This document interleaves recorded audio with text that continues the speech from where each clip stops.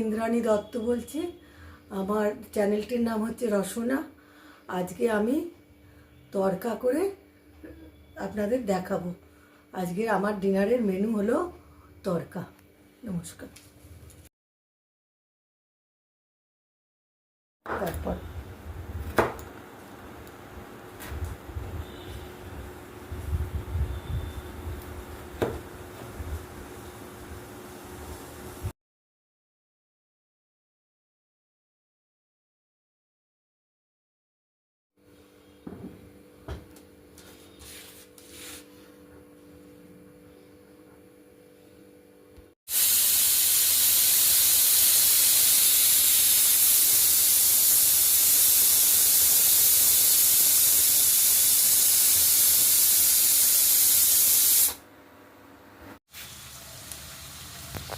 এর মধ্যে রয়েছে 3টি বড় পেঁয়াজ কুচি। এগুলো এখন ভাজি।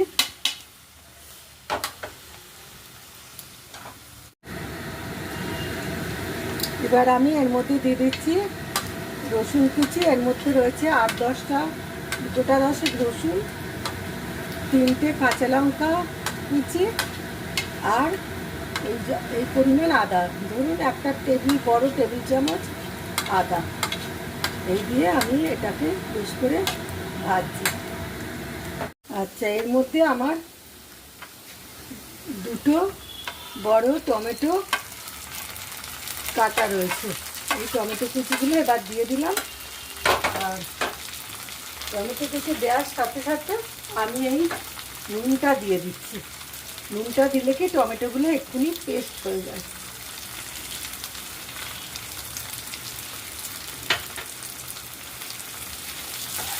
এবার আমি সিদ্ধ তড়কাটা ঢেলে দিলাম। এটা আমার 250 মতন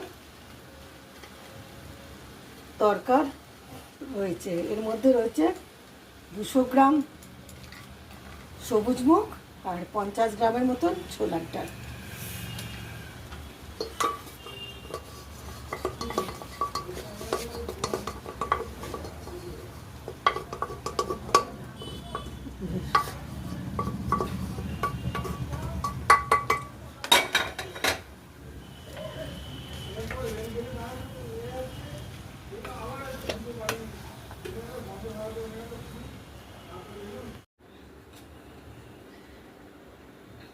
এবার আমি তড়কা মশলা অ্যাড করলাম।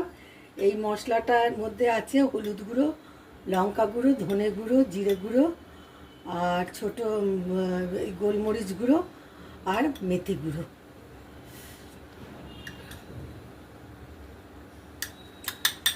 পুরোটাই দিয়ে দিলাম। এটা ধরুন বড় চামচের 3 চামচের মতন এই মশলাটা অ্যাড করলাম।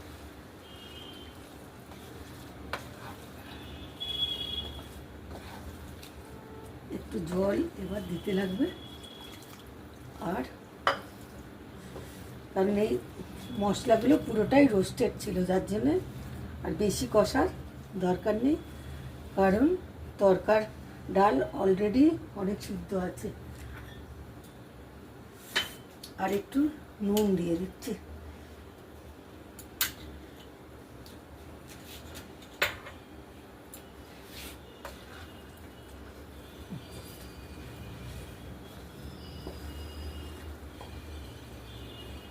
আচ্ছা, এবার একটু গ্যাসটা লো ফ্লেমে রেখে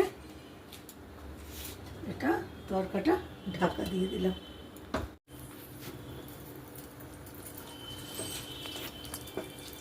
এখানে গাওয়া ঘিয়ের মধ্যে রয়েছে রসুন কুচি, লঙ্কা কুচি, আদা কুচি। এটা একটু ভেজে নিয়ে এই তড়কায় ঢেলে দিলে তড়কার একটু অন্যরকম স্বাদ আসে।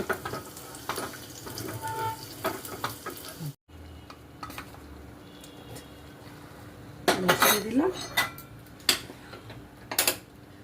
এরপরে লাস্ট, যেটা না হলে তড়কা খাওয়ার মজাই নেই, সেই ধনে পাতা কুচি মিশিয়ে দিলাম। আর কসুরি মেথি, যেটা আমার আগে থেকেই ভেজে গুঁড়ো করা রয়েছে।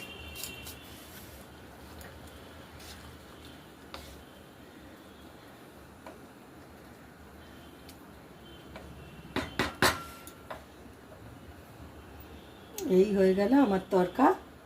সিম্পল ওয়েতে তরকা রান্না করলাম। এই হলো তরকা আর স্যালাড। এটা আপনার হাতে গড়া রুটি বাড়ি বা রুমালি রুটি সহযোগে খেতে এটা মন্দ লাগবে না। নমস্কার।